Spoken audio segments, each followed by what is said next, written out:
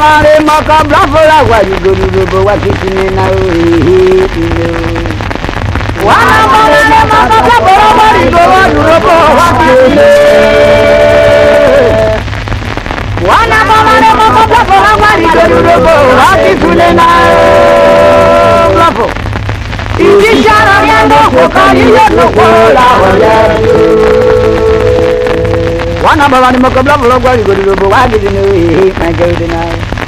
wana baba ni makabla vlog wali guru wali dinu wana baba ni makabla vlog wali guru wali dinu ikishara yando kokari yando kola uni amakama kamune guru na maana wi ni mabeli ya migeto pare guru ya dinu makabla hobela yarale o pare ko karu makabla hobala wani nesero ko wela ko yebara wani miso bare gonule makabla mide sibuku ino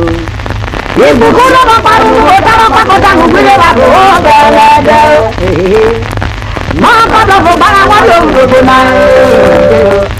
e mara wani nesero ko wela ko yebara wani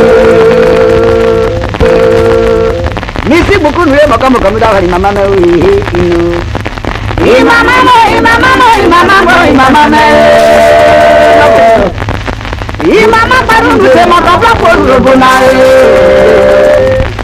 e para dara nguru ne bide ko e mama me so yara me mari mama nule makamu kamida hari ninaru inu oni ma ya ri o tanu oni la de duru ye lobo makabla kola be bora mama e kirora una na wata kona e gala ruwa de jore iyo ni madura na kai mula na kai so ma jedio mama lo ni kai ni wo bona bravo uno pare wa ni na wa kala kona me wale ni manu le mokamo kabda wa ruka wa mu inu una mare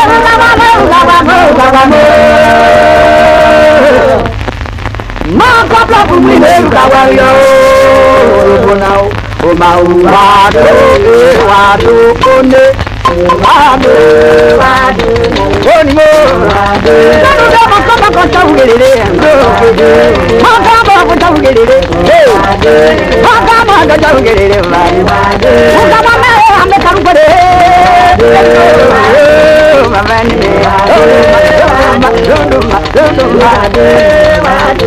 oni mo makaba ko tolele eto la ko le konve kama ko kan mi yo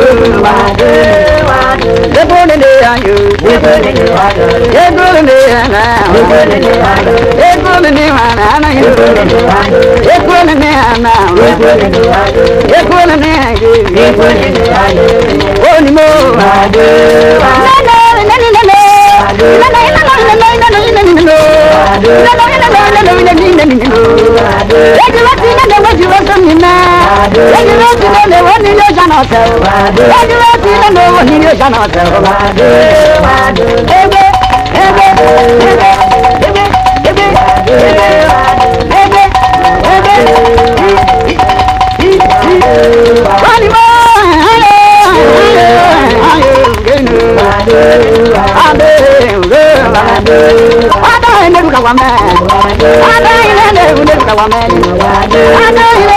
agogo swe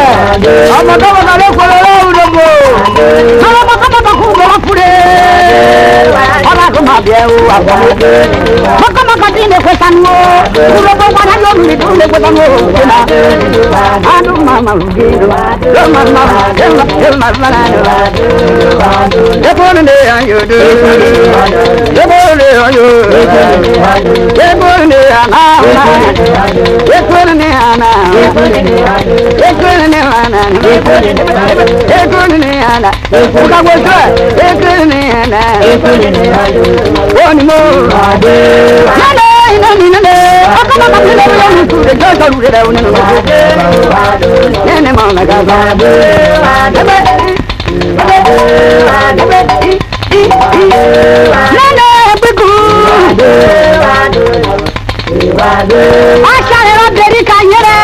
Ashare no bure tore muria wo o bore tere ko sare na ko yoria o sare ro jeri adakaye o sare ye na ko gele yo gbe yo wo yo ada ko bi tikere muka e de ba yo geno e ko de ode wo charia